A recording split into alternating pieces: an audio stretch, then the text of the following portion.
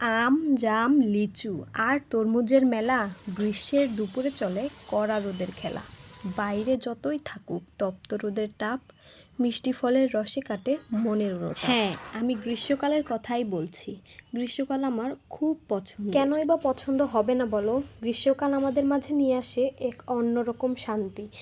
বিভিন্ন ধরনের ফলের সুমিষ্ট স্বাদ, সেই সাথে বিভিন্ন রকম আবহাওয়া। সকালের ঠান্ডা পরিবেশ, দুপুরের কড়া রোদ কিংবা বিকেলের সুমিষ্ট হাওয়া, এসবই গ্রীষ্মের থেকে অন্যরকম এক পাওয়া। কখনো তীব্র রোদ, কখনো কালবৈশাখী, আবার কখনো ঝমঝমিয়ে বৃষ্টি। এ যেন প্রকৃতি তার সৌন্দর্য আমাদের মাঝে উজাড় করে দেয়। এজন্যই গ্রীষ্মকাল আমার অনেক বেশি ভালো লাগে। তোমাদের কার কার গ্রীষ্মকাল ভালো লাগে কমেন্টে জানাও।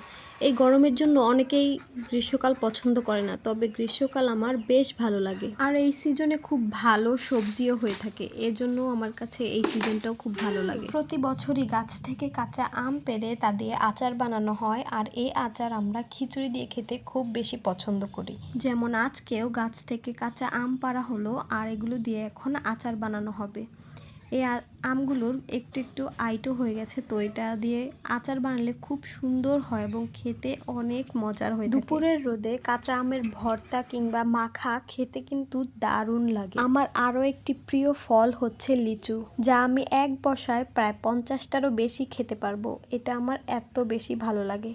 তোমাদের কার কার লিচু ভালো লাগে কমেন্ট করে জানাতে পারো। প্রকৃতির সবচেয়ে রসালো এবং ফলবতী ঋতু আমার কাছে গ্রীষ্মকেই মনে হয়। আমাদের বাড়ির এই গাছটাতে এবছর অনেক কাঁঠাল এসেছে, তাও সবগুলো নিচে নিচে খুবই সুন্দর লাগছে দেখতে। গ্রীষ্মকালে যেমন বিভিন্ন রকম ফলের দেখা পাওয়া যায়, সেই সাথে কিন্তু খুব সুন্দর সুন্দর ফুলেরও দেখা পাওয়া যায়, যেমন কৃষ্ণচূড়া। কৃষ্ণচূড়া শুধু ফুল নয়, এটা বাঙালির প্রেম ও আবেগের এক বিরাট অংশ।